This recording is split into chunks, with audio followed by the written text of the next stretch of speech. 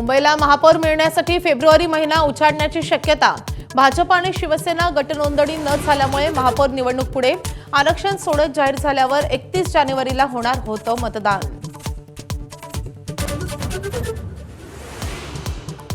सोलापुरात जिल्हा परिषदेसाठी दोन्ही शिवसेना आणि दोन्ही राष्ट्रवादी एकत्र।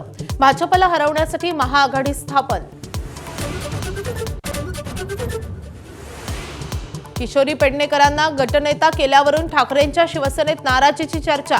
सर्वच पदं वरळी विधानसभेत दिल्यावरून काही ज्येष्ठ मंडळींना डावलल्याची चर्चा। चंद्रपूर काँग्रेसमधील गटबाजी पुन्हा चव्हाट्यावर। प्रदेशाध्यक्षांचा आदेश आणि प्रतिभा धानोरकर यांच्या दबावापुढे वडेट्टीवारांना झुकावं लागल्याचं उघड। काँग्रेसची अखंड गटनोंदणी, धानोरकर समर्थक 13 जणांची पडताळणी पूर्ण। अकोला महापालिकेत भाजपच्या सत्तेचा मार्ग मोकळा। शरद पवारांच्या राष्ट्रवादीचा भाजपला पाठिंबा। भाजप विरोधी आघाडी फुटली। मीरा भाईंदर मनपात भाजप सत्तेत। शिंदे आणि काँग्रेस विरोधी बाकांवर शहर विकास आघाडी स्थापन केल्यामुळे विरोधी पक्षनेते पदाचा मार्ग मोकळा।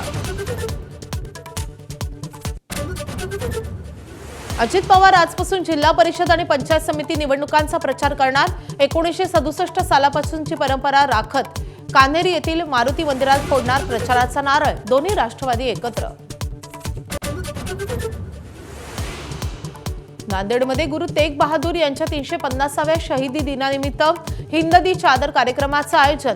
निशान साहिब गुरुद्वारातून नगर कीर्तन। पवित्र गुरु ग्रंथ साहिब धर्मग्रंथाची पालखीतून मिरवणूक।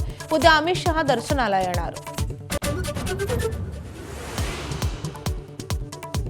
महाराष्ट्रातील स्थानिक स्वराज्य संस्था निवडणुकीच्या धामधुमीत 400 कोटी रोकड असलेला कंटेनर कर्नाटकमध्ये लुटल्याचा संशय।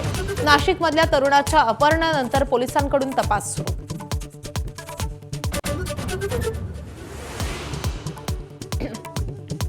मतमोजणी केंद्रात गोंधळ घालणं, रुपाली पाटील ठोंबरे यांना भोवलं। सरकारी कामात अडथळा आणल्याप्रकरणी गुन्हा दाखल।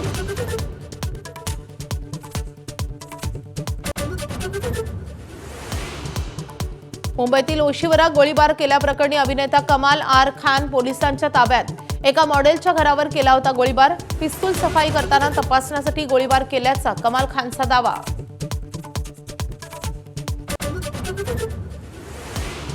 रायपूर T20 सामन्यात टीम इंडियाचा न्यूझीलंडवर 7 विकेट्सनी विजय।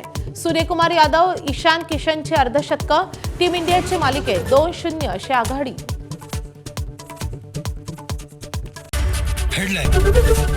एबीपी माझा, उघडा डोळे बघा नीट।